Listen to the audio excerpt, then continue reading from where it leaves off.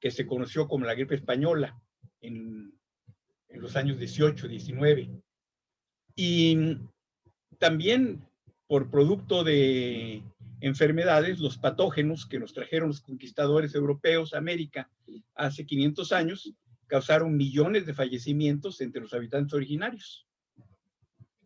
Estas y otras pandemias resultaron también en cambios drásticos, tanto en la cultura como en las relaciones socioeconómicas. Y hay que establecer que las generaciones actuales contamos con mayores recursos para afrontarlos. Entonces, debemos esperar estos cambios y enfrentar estos cambios con buen ánimo, con optimismo, sin miedo al riesgo, ¿no? Sin miedo a este riesgo que toda transformación implica. Y ya no causa una pandemia, sino de un importante movimiento social para nosotros. Manuel Villaís hizo referencia a los cambios en el inicio del siglo XX en México por la Revolución Mexicana. De ahí que me vaya a la necesidad de esta nueva modernidad. El cambio tiene que ser más drástico de lo que nos plantea la pandemia. Porque la modernización nos vino con ofertas de mejor calidad de vida, de un estado de bienestar y promesas que nunca fueron cumplidas. Y un planteamiento de un juego de suma negativa que termina en un daño colectivo a la sociedad mundial. Daño colectivo que lo vemos directamente en la distribución del ingreso como un problema social y más grave en la parte ambiental. El cambio climático nos está pegando y vemos que así junto con la pandemia nos vinieron este enfriamiento en el norte de México y sur de Estados Unidos, que en cuántas situaciones nos presentó. Necesitamos enfrentar eso. De ahí que requerimos cambios hacia una nueva modernidad.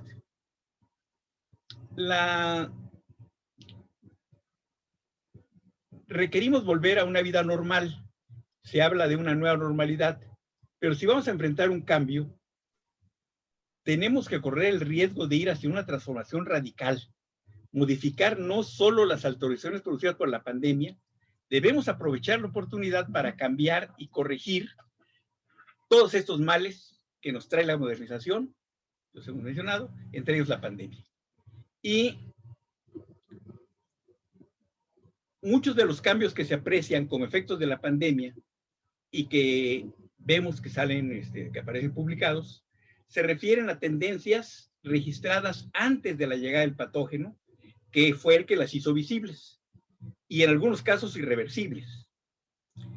Son tendencias de renovación, algunas en respuesta al necesario cuidado de la salud de las personas y del ambiente.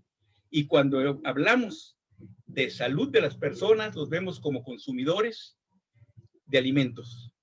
Se come 3 veces al día y ahí los agrónomos y los productores del campo estamos presentes siempre.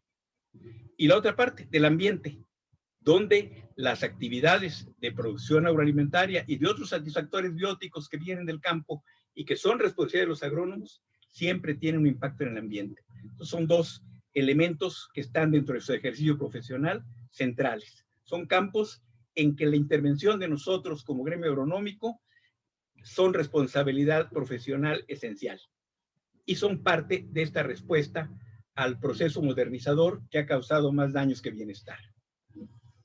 Por eso insisto en hablar de una nueva modernidad. Y esta nueva modernidad nos lleva a instalación de nuevos paradigmas, a cambio de paradigmas. Y cuando hablamos de paradigmas, la propuesta de Thomas Kuhn en la segunda mitad del siglo pasado, con su texto sobre la estructura de las revoluciones científicas, donde Kuhn cuestiona el uso de la lógica y el avance lineal de la ciencia, y nos sostiene que el conocimiento científico no es el resultado de una acumulación de saberes, sino de los cambios de paradigmas, es decir, la adopción de nuevos enfoques, conceptos y compromisos por la comunidad científica.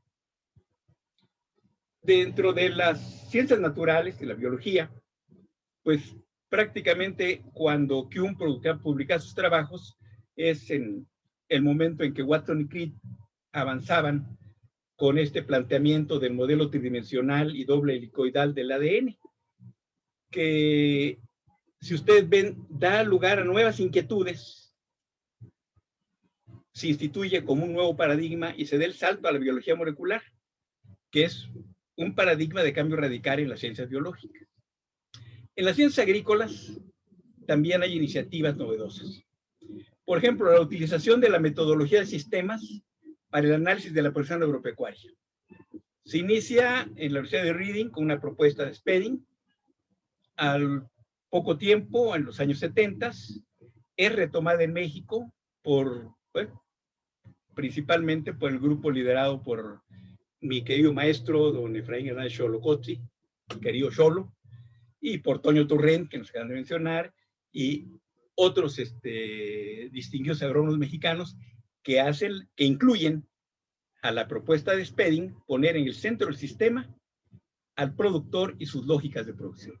Actualmente todos nos referimos ya a los sistemas agrícolas y los agroecosistemas. Es decir, fue un paradigma que todos adoptamos. Antes de esta propuesta de Spedding no se hablaba de sistemas agrícolas.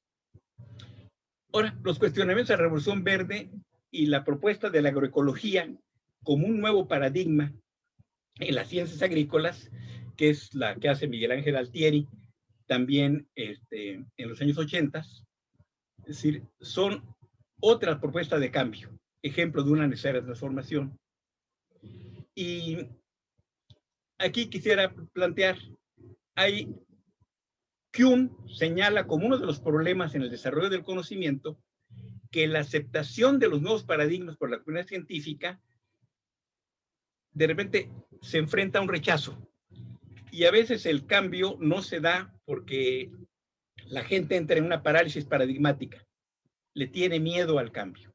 Y esto lo vemos no solo en la ciencia, sino también en la vida cotidiana y la adopción de nuevas tecnologías, hábitos, nuevas costumbres que se constituyen como nuevos paradigmas.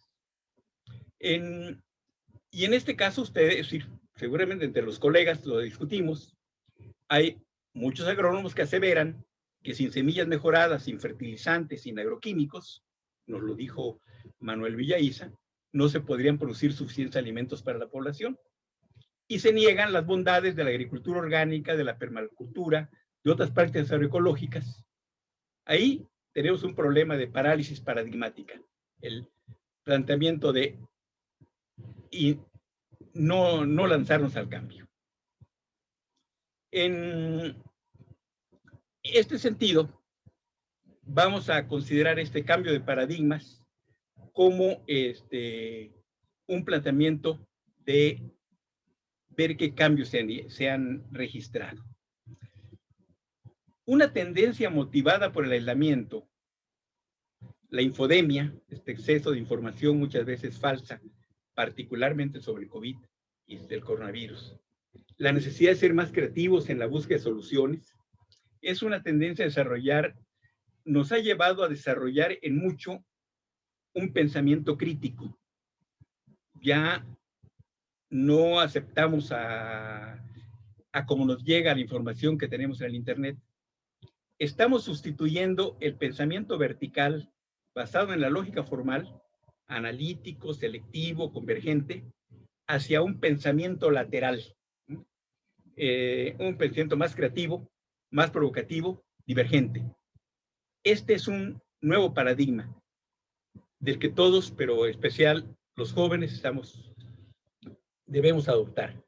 Porque si no podemos, si queremos identificar soluciones a nuevos problemas, necesitamos ubicarnos fuera de la caja. Hay que pensar fuera de la caja, pensar en soluciones no convencionales. Y esto lo tenemos porque la pandemia ha modificado las condiciones de vida. Con las situaciones difíciles, los individuos se reinventan, los grupos sociales revolucionan. Estamos dispuestos más a debatir y a proponer alternativas en la búsqueda de soluciones de sociedades sustentables, más justas en lo social, sostenibles en lo económico y ambientalmente sanas. Soluciones que, como nos dijo Manuel Villaiza, las necesitamos permanentes. En esta tarea es fundamental el papel profesional de los agrónomos y particularmente de los jóvenes agrónomos y los que están formando en nuestra nueva profesión, que como uno de los problemas centrales de la agronomía, que es satisfacer la alimentación para la población mundial, que actualmente tiene problemas de hambre, pues imaginémoslo en el escenario a 2050, ¿no?, con 9.500 millones de habitantes. Y tenemos que producir sin alterar más el ambiente y utilizando más todos los recursos: el suelo, el agua, la tecnología. Y esto nos lleva a una necesaria visión nueva en cuanto a la producción agroalimentaria. Veamos las tendencias representativas del esperado cambio de paradigmas. Bueno, por razones naturales predomina la visión hacia lo urbano y se destacan aspectos como el trabajo a distancia, la adaptación de los espacios domésticos para el trabajo, la educación en línea, el uso de más apoyos digitales. Hay tecnologías disruptivas, ¿no?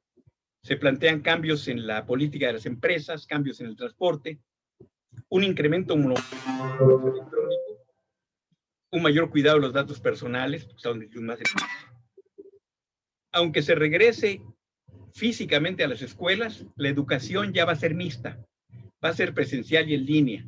Y sobre todo los estudiantes están cambiando, viendo que en línea tienen una información mucho más completa que la que pueden dar los profesores en el aula.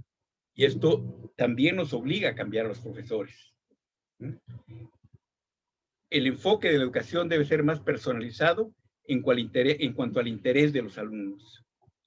Y algunos servicios de asistencia profesional, servicios legales, servicios de salud y demás, que ya se hacían en línea, ahora van a ser más en línea. Y seguramente también el uso de las corbatas y trajes y demás que se requerían en las oficinas, si se va a estar trabajando más en casa, pues el vestimento también va a ser más casual. Y eso cambia el planteamiento también de materias primas, que muchas vienen de la agricultura. Pero si ven todas esas tendencias, se refieren a una sociedad urbana. ¿Qué pasa con los productores rurales que no se pueden llevar el trabajo a casa? ¿Sí? No podemos sembrar por computadora. No podemos ordeñar por computadora. Las plantas y los animales no saben de pandemias y requieren atención o nos quedamos sin alimentos y otros satisfactores bióticos que vienen del campo. La respuesta a esta cuestión la tenemos en los hechos. Durante la pandemia no faltaron alimentos, las limitaciones en el acceso a los mismos. Las limitaciones al acceso de alimentos no son por falta de producción, son problemas de pobreza, de falta de ingreso de una gran parte de la población. Por ahí es.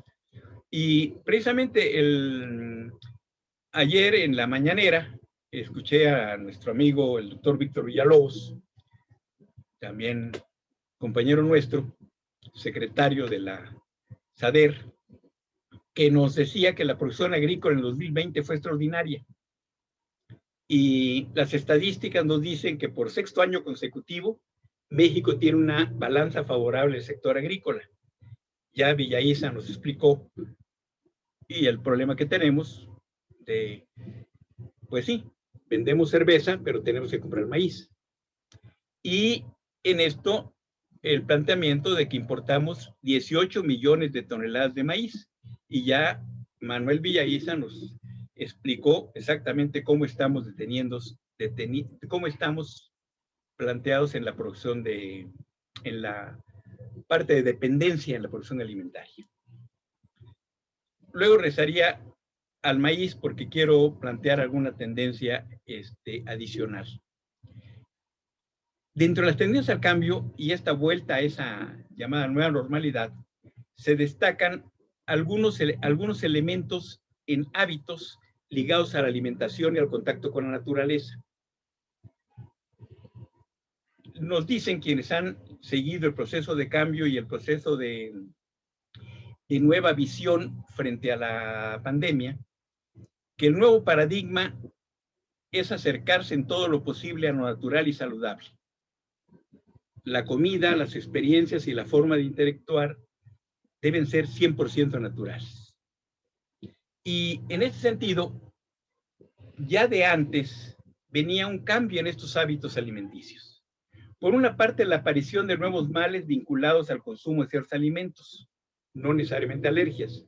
Trastornos digestivos como la intolerancia al gluten, la enfermedad celíaca, la intolerancia a la lactosa, o el planteamiento de buscar una alimentación más sana que nos lleva hacia ser vegetariano o ser vegano. Por aquí está mi querido amigo Raimundo Acosta, defensor de precisamente de la comida vegetariana. Pero también este acercamiento a lo natural ha planteado en las sociedades urbanas la necesidad de, en algo, producir los propios alimentos. Esto ya va un poco más allá de la maceta con hierbas de olor en la cocina. Ya en las zonas urbanas se está pidiendo asesoría para las frutillas en patios, balcones o pequeñas terrazas. La producción de germinados o brotes para no comer el grano, sino empezar la transformación biológica del mismo para obtener nuevos productos. Y el manejo post cosecha de frutas y verduras para que mantengan su palatabilidad y las propiedades nutritivas.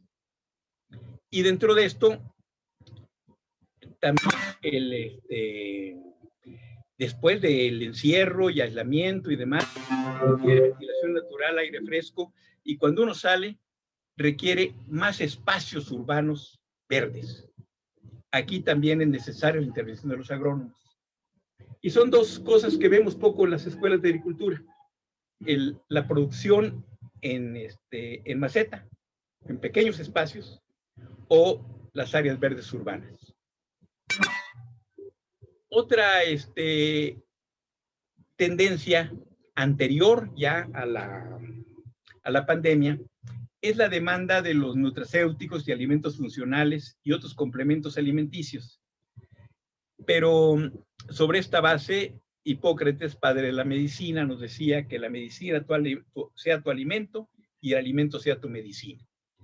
Y desde ahí resulta que productos que están en los vegetales, los fitoesteroles, el resveratrol, y ahí tenemos a Torres Alegre con unos ricos, un cru garage de Torres Alegre con bastante resveratrol, bueno, los compuestos fenólicos, los flavonoides, los ácidos orgánicos, están como parte de las plantas y los estamos consumiendo como píldoras u otros menjurjes. Todo eso está en los vegetales comestibles. Ahí hay otro reto de los agrónomos. El planteamiento de este reducido catálogo, ¿no?, a unos pocos granos y unos pocos animales como fuente de carne, leche y huevos, ¿no?, cuando la diversidad biológica nos permite una oferta enorme de alimentos. Una querida amiga Cristina Mapes, bióloga del Instituto de Ecología de la UNAM, en los años 80 publicó un trabajo donde identificaba 750 plantas comestibles en México, entre hojas, raíces, tallos y frutos. De esas 750 plantas, ¿cuántas estamos utilizando en este momento para comer? Y estamos utilizando suplementos alimenticios cuando tenemos en la naturaleza la opción de mejorar, ampliar nuestra oferta gastronómica, y todo eso en beneficio de nuestra salud. En ese mismo sentido nos podemos referir a las plantas medicinales. Sustituir a la medicina de patente por remedios naturales es otra tendencia. Son benéficos para la población. Para esto, la agronomía debe marchar de la mano con la nutrición y con la medicina. Esto ya es una tendencia en algunas escuelas de agricultura en todo el mundo. Wageningen en Holanda tiene todo un programa a la formación de agrónomos y formación de nutriólogos, los está incluyendo. Y hay algunas universidades en Estados Unidos y otras universidades en Europa que también llevan esta tendencia. En el caso de Chapingo, pues se ha constituido como un prestigiado centro de investigación y servicio en medicina natural. Seguramente a ustedes les ha pasado como a mí. De repente se enteran que soy chapinguero y me dicen, oye, ¿y qué sabes de la hierba del sapo? ¿Y qué sabes? Es decir, ya es un centro de referencia en medicina natural. Pues tenemos que ampliar ese trabajo también a la parte de nutrición. El vínculo con la nutrición es necesario. La apertura, la interdisciplina y la transdisciplina es necesaria para poder abordar la complejidad de los problemas que vamos a afrontar en el futuro. Ahora, en lo referente a la alimentación, el problema principal que enfrentamos los agrónomos es la situación de hambre y o mala nutrición de una considerable porción de la población mundial. Es decir, ya dijimos que el reto es para 2050 9.500 millones de habitantes. Pero el problema no está tanto en la producción en este momento, sino en el acceso a los alimentos. Situaciones de hambruna se han presentado en toda la historia de la humanidad. Se planteó como solución la Revolución Verde, tuvo éxitos, también tuvo algunos efectos negativos. Eso, pues, todos nos hemos acercado a ellos.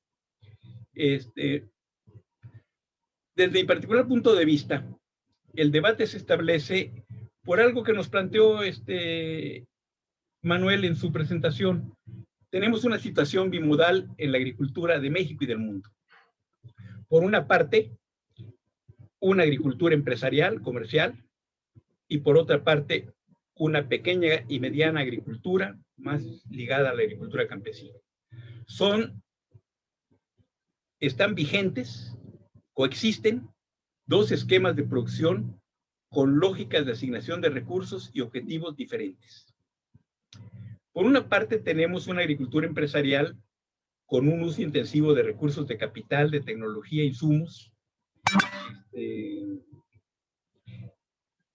Su lógica está en el mercado y se ha ido apropiando de los dos extremos de la cadena productiva para un control de la maquinaria, insumos y particularmente de las semillas, fertilizantes y agroquímicos por un lado, y por el otro, por la parte de la comercialización, la transformación y el manejo de la cosecha, donde los dos aspectos donde hay mayor renta en el proceso agrícola están yéndose a esa agricultura empresarial. En contraste, tenemos un sistema de pequeños y medianos productores limitados en el acceso a la tierra y al capital, dependientes en el uso de insumos externos y con limitaciones de acceso al mercado o que producen solo para la subsistencia. Ambos sistemas tienen el mismo reto, producir alimentos suficientes para la población mundial. Pero también debemos cuidar los recursos del planeta. Hay que prevenir la desertificación. Nos decía Manuel con toda razón, no hay una política de conservación y sobre todo de restauración de suelos en México. Y el deterioro de los suelos agrícolas es fuerte. Necesitamos usar racionalmente el agua, conservar la diversidad biológica, mitigar el efecto invernadero. Este cambio ambiental global es una amenaza latente para nuestro futuro. Esto de las recientes nevadas y demás son parte de esto.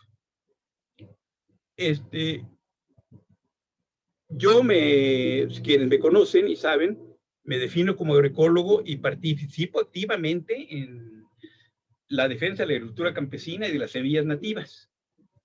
Pero desde el punto de vista como agrónomo, tengo que ser objetivo y saber que existen estas dos orientaciones de la producción y que tenemos que movernos en las dos. El planteamiento central nos llega en los dos, un punto de discusión en estos dos esquemas viene siendo el de las semillas. Y en esto, pues Manuel Villaiza, antes de estar en la responsabilidad que tiene ahora con la financiera, estuvo precisamente como responsable del organismo mexicano en la certificación de semillas. Sabe mucho de este tema y yo me he asesorado mucho con él. Aquí tenemos que la agricultura empresarial privilegia el monocultivo y le apuesta a las semillas mejoradas. En particular las logradas por ingeniería genética y biotecnología avanzada. Y aquí quiero llamar la atención. La agronomía mexicana se ha quedado atrás en el aspecto de la biotecnología agrícola avanzada. Los principales biotecnólogos agrícolas de este país son de formación original en energía química y biología. Las principales escuelas de biotecnología agrícola están fuera de Chapingo, fuera de la Narro, fuera del Colegio de Posgraduados. Los principales avances nacionales en el tema están en centros de investigación ajenos a los agrónomos. Y esto nos ha dejado fuera de la discusión, no solo de las semillas, sino también en muchos otros avances biotecnológicos. Por ejemplo, todo lo que se refiere a la sustitución de fertilizantes químicos por biofertilizantes. Porque para mí más importante que la producción de transgénicos está en la formación de biofertilizantes, el manejo de las colonias microbianas en el suelo y en la parte de transformación, todos los procesos enzimáticos que están vinculados al suelo como sistema vivo o al manejo de sustratos en los invernaderos, incluso en la hidroponía, no podemos separarnos de la presencia de microorganismos. Es otro tema que debemos trabajar en las escuelas de agricultura. Y en esta parte de las semillas, la discusión principal se está dando en el caso del maíz. Hay una legislación particular para el caso del maíz, hay una demanda en la Suprema Corte para detener el maíz transgénico y demás. Creo que aquí el problema lo tenemos y quisiera abordar nada más este aspecto para terminar en lo que nos dijo Manuel. Vemos el maíz como uno solo, pero México es sitio de origen del maíz. Tenemos más de 60 razas de maíz. Ahí está mi querido hermano Rafael Ortega Pasca, que estuvo muy pegado a Hernán Xolocotl y ahora defendiendo las razas de maíz mexicana. ¿Y qué sucede? Está muy documentado algo que seguramente ustedes escucharon de sus padres y sus abuelas. Ya los tomates no saben como antes. Ya hemos perdido sabor en la fruta. Ya la fruta no sabe igual. Está perfectamente documentado. La Universidad de Texas tiene un centro de investigación en ese sentido. El Departamento de Agricultura de Francia también, donde tienen publicaciones que demuestran que la calidad nutritiva de los alimentos ha disminuido de mediados del siglo pasado a la fecha. Y parte de esto se debe al mejoramiento genético. Otros alegan que es debido a la pérdida de fertilidad en las tierras. Pero aquí tenemos el planteamiento de que con agricultura orgánica se está rescatando precisamente la calidad nutritiva de hojas y frutos. Y eso también está muy publicado, la comparación de un tomate transgénico, su calidad nutritiva frente a uno de semillas nativas. Y en el caso del maíz, la situación es igual. Apaga la cámara y vete a bañar y ahorita regresas. Está muy bien documentado por el INIFAM. La calidad nutritiva de los maíces mexicanos, los maíces de colores. Rojo es cute, sí. De bioflavonoides en los maíces rojos, en los maíces azules. La diferente capacidad farinológica en los maíces blancos. No es lo mismo la tortilla de maíz pepitilla que la de un maíz amarillo. Y la calidad nutritiva de una tortilla azul o de un tlacoyo de masa azul es muy superior a la del maíz blanco. Así como estamos dispuestos a pagar algunos lujos, pues uno puede pagar más y paga más por un tlacoyo de maíz azul o por una docena de tortillas azules que por el equivalente a tortillas blancas y más a tortillas amarillas. Y entonces aquí debemos de trabajar de que no es solo el maíz, hay maíz blanco, hay maíces de colores y hay maíz que importamos principalmente para forraje. Pero el trabajar más con las plantas nativas y en este caso diferenciar la calidad del maíz en función de su capacidad nutritiva, de su sabor, de sus posibilidades de cambio, es algo que tenemos no solo con el maíz, sino lo podemos hacer con infinidad de recursos biológicos que existen. Estaba ahora el auge del aguacate y estamos hablando solo aguacate Hass, con más problemas de manejo en cuanto a la parte de post-cosecha o transporte, pero hay en el mercado aguacates con mejor calidad, palatabilidad y, satisfacción gastronómica que el aguacate Hass. Y están toda una serie de plantas silvestres vinculadas a esto. Los chinines, por ejemplo. Ahí está César Turrent, que ha entrenado a los chinines en San Andrés Tuxtla, ¿no? Y y podemos ver lo mismo con las anonas, con los zapotes, y con toda la gran cantidad de hierbas comestibles. Les digo, Cristina Mapes nos hablaba de 750 plantas comestibles en el país. Nosotros como agrónomos tenemos acceso, más que la generalidad de la población, a un catálogo diversificado de alimentos. Pero hagan cuenta, y en el último mes no hemos consumido más de 15 o 20 alimentos provenientes de plantas distintas. Cuando esto es una riqueza que estamos desperdiciando y que tendríamos que llevar porque está precisamente vinculada a la población. Es decir, tengo un amigo que tiene muy buen negocio y lo que hace es mandar guajes de Puebla a Nueva York. ¿Por qué? Porque los migrantes, estos que nos están mandando remesas y que nos apoyan parte de la tranquilidad del campo y parte de la alimentación en México, pues se acuerdan de su país y quieren guajes, quintoniles, quelites, verdolagas que no encuentran allá. Pero esto también tenemos que ampliar nuestra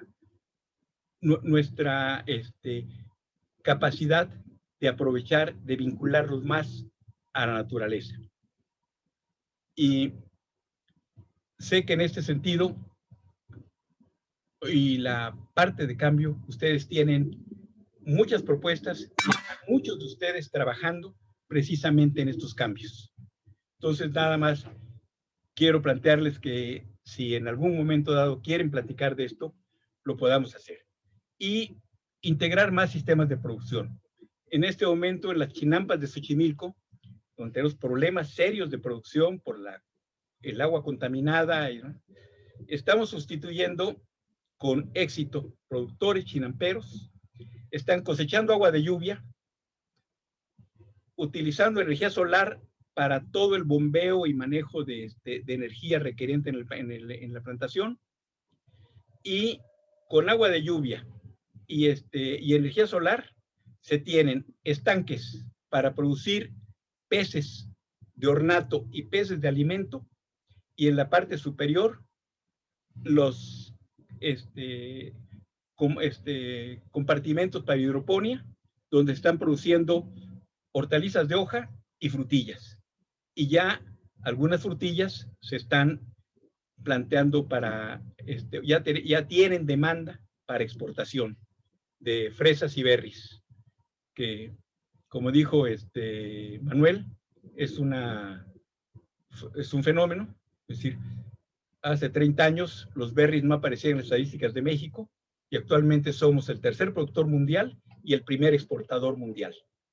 Y eso lo podemos tener en espacios con producción de peces, hidroponía y en un planteamiento integrado con cosecha de agua de lluvia y con energía solar, de manera que son sistemas completamente independientes y sustentables. Claro, tenemos todo el problema del reciclaje de plásticos y una serie de situaciones que se dan en este tipo de agricultura, pero de que las soluciones las hay, las hay. Y seguramente muchos de ustedes tienen estas soluciones. Podemos comer mejor si nos acercamos más a la naturaleza. Muchas gracias. Muy bien, mi querido maestro Rafael Calderón, muchas gracias por tu presentación. Muy interesante y muy acorde con la presentación que hace un momento también nos hizo el doctor Manuel Villaiza. Muchas gracias por tu presentación, estimado Rafael. Pues abrimos el espacio para preguntas, respuestas, comentarios. Aquí yo tengo por lo pronto Lupillo, acá le mandamos saludos a Chihuahua, que es José Ramírez. Dice Rafael, de acuerdo con las inflexiones que determinan los cambios de paradigma, López Obrador y la pandemia han generado un cambio de paradigma, pero sin respuesta. Por ejemplo, la cancelación de glifosato sin una sustitución real y la tecnología que debiera ofrecer soluciones. No tiene con qué generar los métodos de adaptación. Es un comentario de Lupillo. Armando Vélez dice, soy ingeniero biotecnólogo agrícola orgullosamente. Ahora estoy trabajando como productor. Amo la biodiversidad independientemente de mi perfil y la tecnología a pequeños productores es escasa, pero les exigen cantidad, rendimiento. Una tristeza saber que ya se deja de cultivar sembradíos de maíces de colores por poco rendimiento. Saludos desde Atlisco, Puebla. Víctor Larrea, también gracias por la presentación, excelente. Muchas felicidades, Rafael, siempre tan claro y excelente exposición, María Teresa. Son algunos de los comentarios que nos están virtiendo en este momento. No sé si existe alguna pregunta. Aquí no alcanzo a ver si por Face o alguno de los que están conectados quisiera participar con alguna pregunta o algún comentario. Pues, si me permite, Jimmy, Sí. quisiera hablar dos intervenciones. Una, la de mi hermano del alma, el Lupillo. Tuve la oportunidad de estar con él en Chihuahua hace poco y él sabe que lo quiero mucho a Lupillo. Efectivamente está la prohibición del glifosato y me dices que no hay alternativas. Intervino un colega biotecnólogo agrícola y ahí está la respuesta. Es decir, no podemos depender nada más de los agroquímicos. En el planteamiento de control biológico de plagas y enfermedades, tenemos que trabajar más y ahí es donde la biotecnología agrícola debe incluir sus esfuerzos. Y aquí el planteamiento hacia el glifosato como manejo de malezas. Pues el glifosato es todavía más peligroso que el 3,4,5-T o el 2,4-D, que eran comunes cuando nosotros estudiábamos. El planteamiento con el glifosato es que se ha extendido su mercado vinculado a la resistencia precisamente al glifosato de algunas plantas transgénicas. Y esto es lo que ha extendido su uso. Pero si vemos reportes, incluso de la Sociedad Científica Americana, de la American Society of Science, que reunió a la Academia Americana de Ingeniería y a la Academia Mexicana de Ciencias Agrícolas y a la Academia Mexicana de Biología en un análisis de cuáles eran los efectos de la biotecnología agrícola. Un reporte muy completo publicado hace 5 años. En este reporte ya se establece el que los productores de la faja maicera de Estados Unidos estaban teniendo problemas con el glifosato. Nada más me meto a la parte productiva, porque ya había malezas resistentes al glifosato.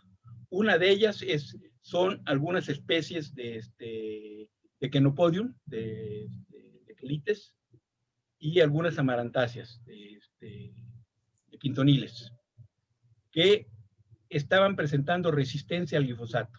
Entonces, los productores decían, bueno, tengo que aplicar glifosato, pero además tengo que aplicar otro herbicida para acabar con estas nuevas plantas. Y resultaba que el glifosato ya estaba resultando más, el uso del glifosato estaba ya no haciendo tan rentable la compra de la semilla transgénica resistente al glifosato. Por otro lado, están muy documentados los daños que causa el glifosato tanto en animales invertebrados como en de sangre caliente. Y también con mucha discusión, pero están los artículos disponibles, los trabajos de Seralini sobre efectos de algunos maíces transgénicos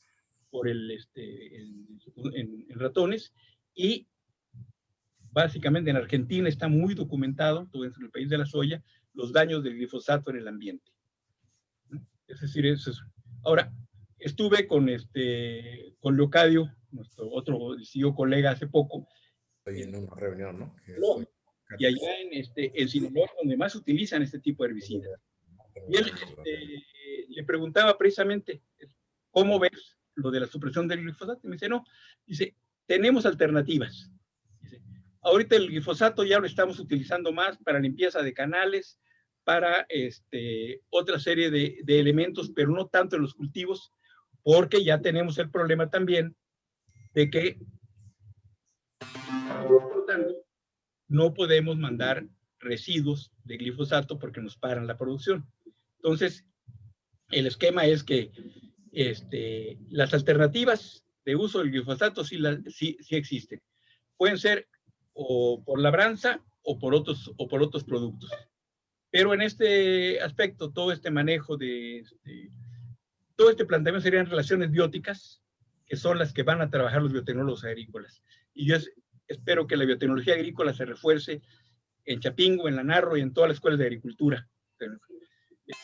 Hacia un campo más donde los agrónomos entremos, que los nuevos agrónomos cubran fuerza. Muy bien, Rafael. Al respecto hay un comentario también de la Federación. Dice, los agrónomos hemos sido muy capaces, lo seremos más cuando aceptemos e intercambiemos conocimientos con otros compañeros de otras profesiones y sobre todo con la naturaleza. Hay una pregunta de Raimundo Acosta. Rafael, ¿cómo podremos conocer lo de la utilización de agua de lluvia en las chinampas? Me parece muy interesante y será muy agradable contar con más información. En cuanto vengas, mi querido Ray, ya sabes que eres bien recibido y vamos, que recorremos.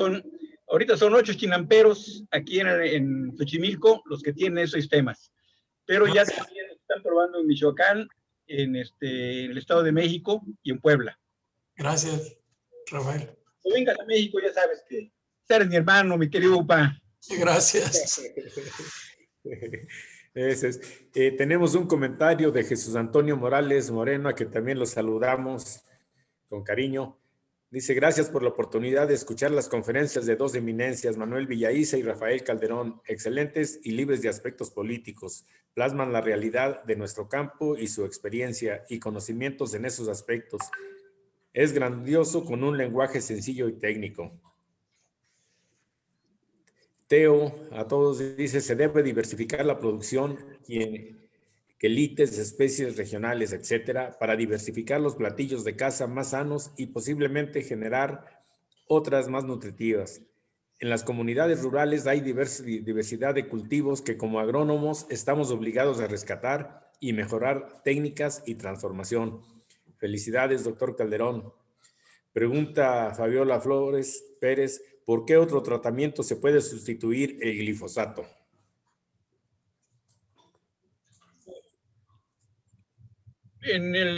Mira, la oferta de herbicidas en el mercado es muy amplia. Yo no me inclinaría al uso de herbicidas, sino que lo pensaría más en labores culturales. Y el otro planteamiento sería, bueno, el glifosato nos funciona perfectamente, sobre todo en monocultivos, en grandes extensiones de soya o en grandes extensiones en caña de azúcar o en otras plantaciones. Pero en el hecho de que haya otros productos menos dañinos al ambiente y al consumidor que el glifosato, los tienes en el mercado. Yo me iría por no usar agroquímicos, por utilizar prácticas de permacultura o prácticas agroecológicas, principalmente el policultivo. Y aprovecho para señalar, si bien invité a Raimundo Acosta y está abierto a la posibilidad de visitar estos centros de producción integral, si cualquiera de ustedes le interesa, me contactas, está mi correo, tiene mi correo electrónico, tiene mi celular. Con mucho gusto visitamos a los productores estos sistemas de producción integrados, donde estamos obteniendo, les digo, peces de colores, peces comestibles, frutillas y hortalizas de hoja. Jimmy, ¿me das la oportunidad? Por supuesto, mi Poncho, adelante. Muchas gracias. Miren, yo acabo de estar, agradezco mucho la conferencia de Rafael Calderón Arrosqueta. Acabo de estar yo en un taller seminario con Víctor Toledo, ex secretario de Semarnat en el gobierno de López Obrador. Y la verdad, tenemos una preocupación, creo, como agrónomos, que parte, yo creo, desde lo que mencionó al principio Rafael en términos de los paradigmas científicos. Esta relación entre pensamiento y vida, que ahora resulta muy importante atenderla para que los jóvenes agrónomos comprendan esta combinación entre una aparente ciencia y tecnología fría, dura, y un aparente entendimiento de la realidad ambiental y ecológica un tanto subjetiva. La idea es cómo combinar las dos cosas. Es decir, sin duda que tenemos nosotros en un foro del campo que tenemos como generación, hay compañeros que están de maestros, el doctor Raúl Ponce, por ejemplo, que tú lo conoces, Jimmy. Sí, Raúl Ponce es maestro de Trent University y trae un planteamiento sobre el ordenamiento territorial participativo. Y aquí en México carecemos ahora de una coordinación comunidad técnico-administrativa del manejo de la producción agrícola y de la actividad sustentable. Entonces estamos en un predicamento. Yo quiero preguntarle a Rafael cómo pensaría él resolver o armonizar este tipo de enfoques también duales. Es todo. Bien, gracias. Con Víctor Toledo hemos trabajado bastante. Es precisamente uno de los gurús en México de esta parte de las prácticas agroecológicas. Y sí es el planteamiento de ordenamiento territorial es fundamental, es decir, dedicar algo que veíamos ya desde nuestras épocas en Chapingo, la necesidad de orientar el suelo a su vocación agrícola.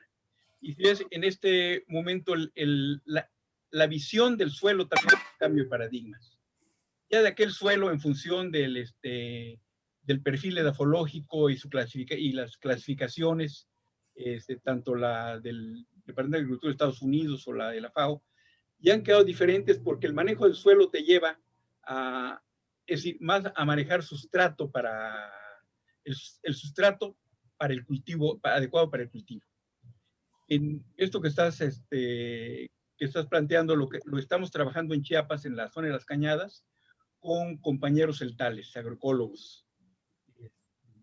Están preocupados también porque sus rendimientos de maíz son muy escasos.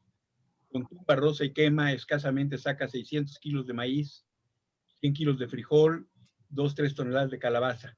Cuando entramos a prácticas agroecológicas, utilizando precisamente mucho de la formación de terrazas de formación sucesiva y el MIAF, el maíz intercalado con los frutales, nuestro querido Toño Turren y su equipo que sí, tiene ya más de 40 años formulando esas propuestas. Isabel Cortés. ¿Sí? Con esas técnicas hemos, ya vamos sobre 3-4 toneladas de maíz, 250, 300 kilos de frijol, más 6, 7 toneladas de calabaza, más chile, tomatillo y quelite, hierbamora y demás, todo en la milpa. Es decir, cuando se habla de que la milpa de 600 kilos, no, es decir, la milpa es producción de alimento, es otra visión. Y por ese lado es donde tendríamos que estar trabajando, es por donde yo creo que debo estar trabajando, Alfonso. Sí, Rafa, lo que pasa es que, por ejemplo, nosotros que tenemos zonas de monocultivo, de artificialización de ecosistema, en el caso de la producción de sorgo, que ya con el dato que menciona el doctor Villaiza de la baja en la importación de sorgo, pues debemos de pensar en cambiar el agroecosistema o cambiar la estructura de cultivos en el noreste.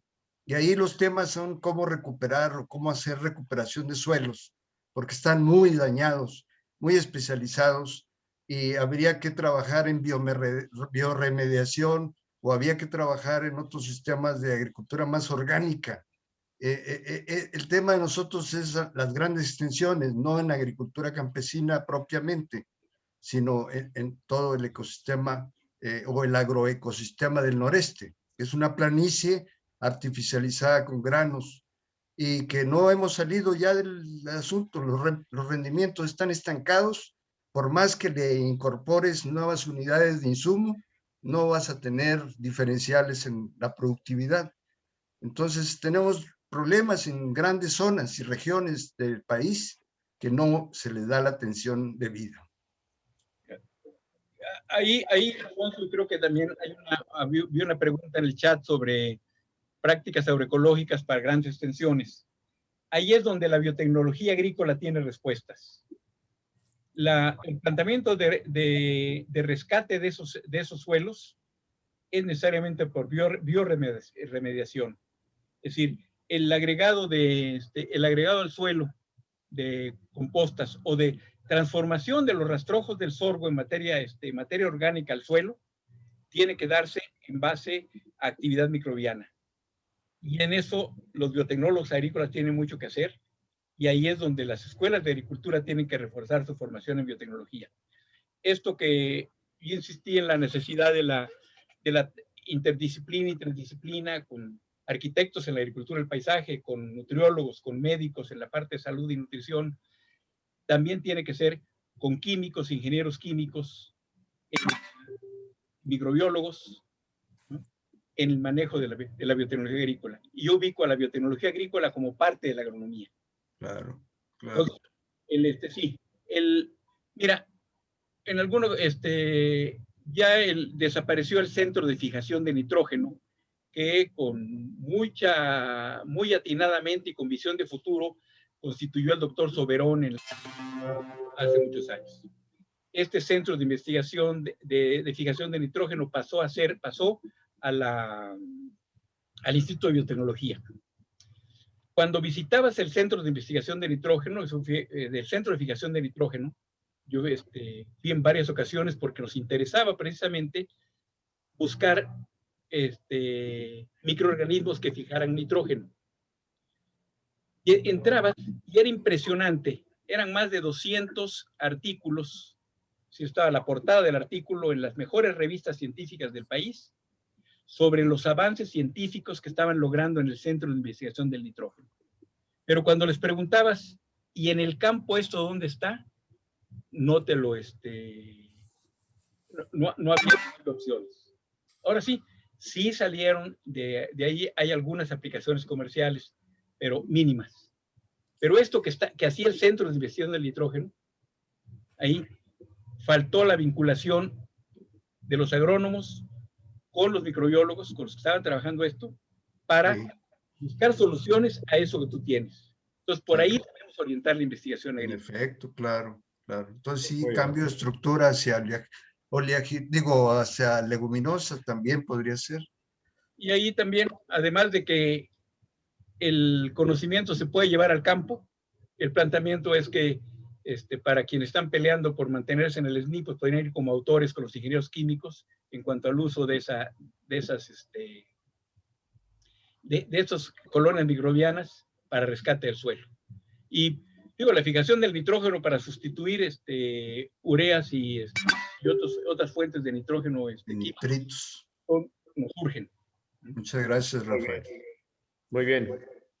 Hay un comentario del doctor Basilio Brizuela de Nayarit, a quien le mandamos un abrazo. Dice, urge el desarrollo de la agricultura cuántica. Teo pregunta, ¿qué prácticas agroecológicas hay para el control de plagas y enfermedades en monocultivos? Rafael. Es decir, para control de plagas y enfermedades básicamente se ha desarrollado mucho, tanto hongos entomopatógenos, como el planteamiento de caldos minerales para las enfermedades. Pero son aplicadas para policultivo y para monocultivo. La parte difícil está en esto que planteaba Alfonso. Pero si trabajamos con bacterias fijadoras de nitrógeno y con bioremediación en los suelos, se pueden lograr muchas cosas. Y aquí hay algunos colegas nuestros que están trabajando esto con éxito. Allá en Sinaloa anda Julián Alonso, tiene un laboratorio y está produciendo varias colonias de bacterias para bioremediación y biofertilizantes. Y parece que tiene un buen mercado, tiene ya un esquema de aceptación entre muchos productores. Muy bien, muy bien. Brevemente y antes de terminar, estimado Rafael, mencionamos en tu semblanza que fuiste profesor fundador de la carrera de agronomía en la Universidad Autónoma Metropolitana. Y has hecho trabajos muy importantes ahí con la misma población, con los productores, ya lo platicamos, a mí me interesó mucho esa participación que tienes, hablas de huertos familiares, etcétera. No sé si rápido nos pudieras nada más mencionar algo de tu experiencia al haber apoyado y formado parte en la creación de esa carrera en una zona como es aquí en la Ciudad de México. Por favor. Bueno, mira, brevemente, mi llegada a la UAM Xochimilco, no la conocía, fue sustituyendo a quien era una de mis jefas. Yo trabajaba para el ingeniero Sergio Reyes Osorio en la reforma agraria, pero por estar en la Comisión de Condición Ejidal, reportaba también a la doctora Marta Chávez. En una ocasión, la doctora Marta Chávez me pidió que la sustituyera como conferencista en una universidad nueva. Me quedaba a menos de 1 kilómetro de la casa, yo vivía en Coapa, y no sabía que existía esa universidad. Hubo 2 cosas raras, me citaron a las 7 de la mañana a dar una conferencia, pero lo más interesante de todo fue que a las 7 de la mañana ya tenía yo un auditorio lleno de muchachos muy inquietos, preguntando y demás. Mi pregunta fue, bueno, ¿qué les dan a estos chavos para que estén aquí? Nos dijeron, es el modelo educativo que tenemos. Y de ese modelo educativo fue el que me jaló para quedarme en la UAM. Y esto plantea que es el sistema modular de enseñanza, es un planteamiento de integrar la investigación, la docencia y el servicio. Y el planteamiento es que el profesor, en lugar de ser el que va y suelta el rollo frente a los alumnos, el planteamiento es un motivador de generación del conocimiento por los alumnos. Claro.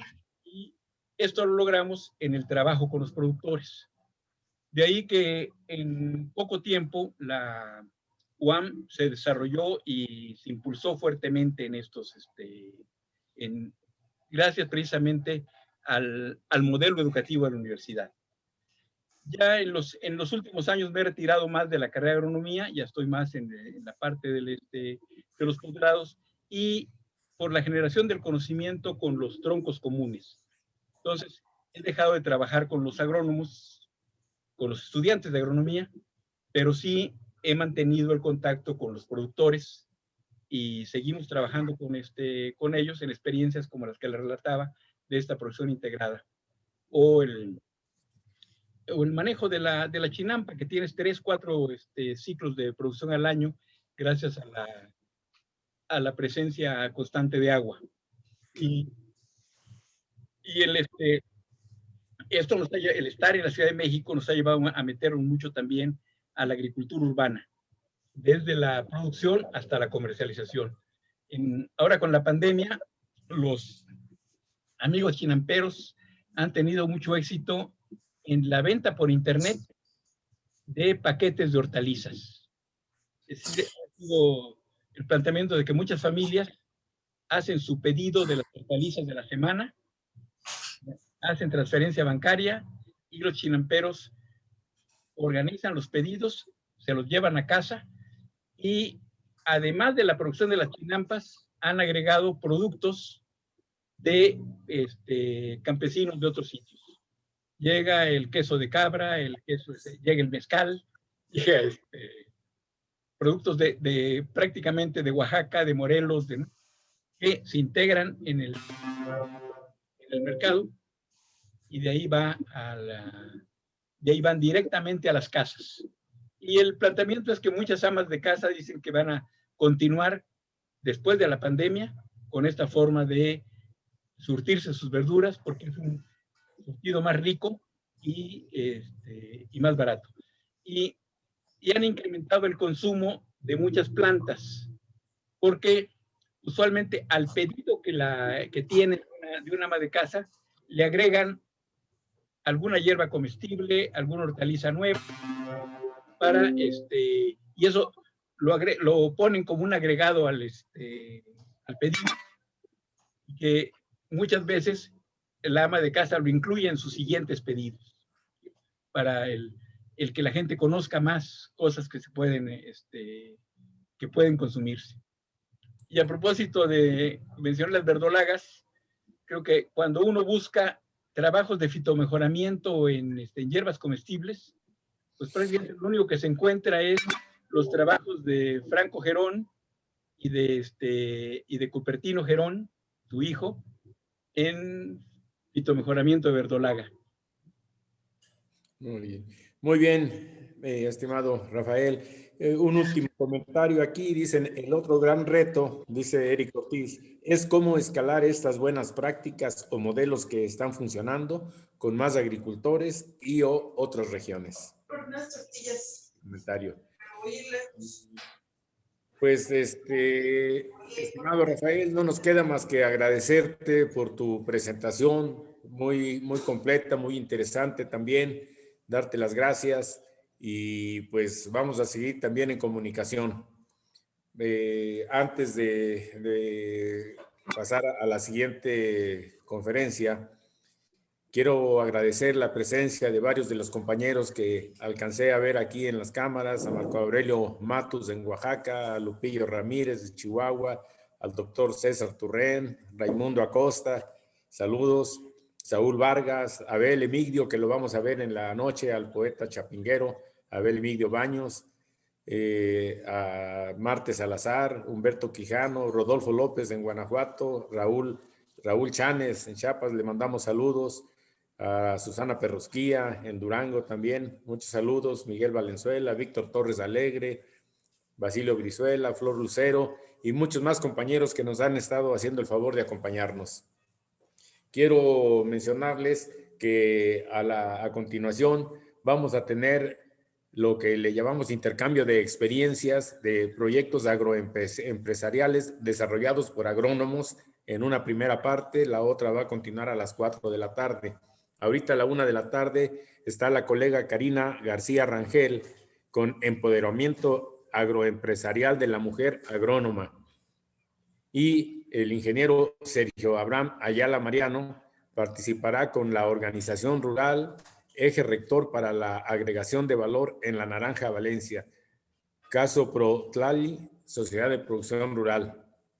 Pues nuevamente te agradecemos, Rafael Calderón, a ustedes también que nos están acompañando y vamos a tomar un pequeño receso muy rápido para poder hacer la transferencia con Facebook, que también les agradecemos que nos estén siguiendo. Muchas gracias, Rafael. Jimmy, nada más, no quiero perder la oportunidad de agradecerle a Rafael Calderón la participación que tenemos La participación que tuvo, muy interesante, otro enfoque, digamos, no solo de la agronomía, sino también del modelo educativo relacionado con esta. Muchas gracias, Rafael. Gracias a la Federación, Ismael, gracias a todos y un fuerte abrazo por el Día del Agrónomo para todos y cada uno. Claro que sí. Abrazo. Igualmente, mi estimado doctor Greñas. Seguimos en un momento, entonces. Seguimos en esto. Felicidades, Jimmy, Ismael, Rafael. Felicidades a ustedes. Lupillo, muchos saludos. Qué gusto verte.